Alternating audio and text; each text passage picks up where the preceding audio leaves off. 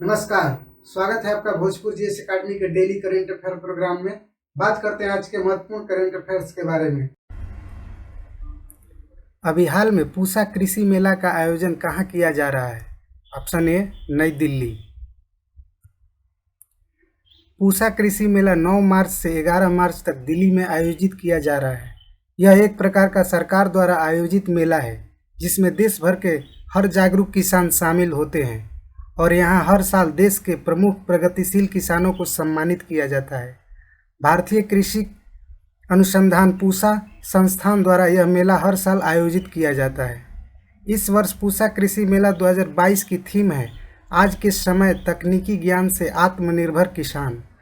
इस मेले में किसान गेहूं, धान, गुलाब और अन्य फसलों की नई किस्में भी प्राप्त कर सकेंगे। इस मेले का उद्घाटन केंद्रीय कृषि मंत्री नरेंद्र सिंह तोमर के द्वारा किया गया है। अभी हाल में किस राज्य की सरकार ने नान मुद्लवन योजना की शुरुआत की है? ऑप्शन ए तमिलनाडु। तमिलनाडु राज्य की सरकार ने युवाओं के कौशल के लिए नान मुद्लवन योजना की शुरुआत की है। यह योजना के तहत राज्य में सालाना लगभग 10 लाख युवाओं में कौशल विकसित करने तथा उन्हें देश के लाभ के लिए अपनी प्रतिभा का एहसास कराने में मदद करेगा। तमिलनाडु सरकार ने इस योजना के लिए एक नया पोर्टल भी लॉन्च किया है। दुनिया का सबसे बड़ा मोबाइल फ़ोन मेला आयोजित किस देश में किया गया है? Option B Spain. अभी हाल में यूरोपीय देश स्पेन के बार्सिलोना में दुनिया का सबसे बड़ा मोबाइल फ़ोन मेला आयोजित किया गया है। इस मोबाइल फ़ोन मेला का आयोजन global system for mobile communication association द्वारा किया गया है। 3 दिवस तक चले इस मोबाइल फ़ोन मेला में निर्माता कंपनियों ने अपने नए नए डिवाइस पेश किए ताकि उपभोक्ता को आकर्षित कर सके।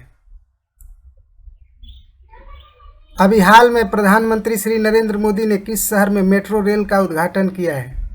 Option A Pune. अभी हाल में प्रधानमंत्री ने 6 मार्च को पुणे में मेट्रो रेल सेवा का उद्घाटन किया है।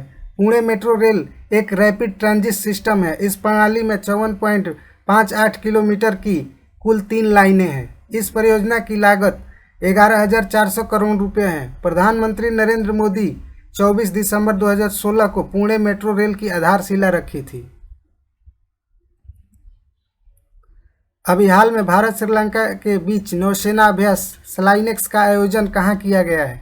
ऑप्शन ए विशाखापट्टनम। भारत और श्रीलंका नौसेना के बीच 7 से 10 मार्च तक विशाखापट्टनम में स्लाइनेक्स युद्धाभ्यास किया जा रहा है। अक्टूबर 2020 में स्लाइनेक्स युद्धाभ्यास का पिछला संस्करण ट्रिकोमाली में आयोजित किया गया था। इस युद्धाभ्यास का उद्देश्य दोनों नौसेनाओं के बीच बहुआयामी संचालन के लिए आपसी समझ तथा सर्वोत्तम प्रक्रिया तथा प्रथाओं को बढ़ावा देना है। अभी हाल में चर्चा में रहा नो फ्लाई जोन का संबंध किस देश के साथ है? Option C Ukraine. अभी हाल में चर्चा में रहा नो फ्लाई जोन का संबंध यूक्रेन से है।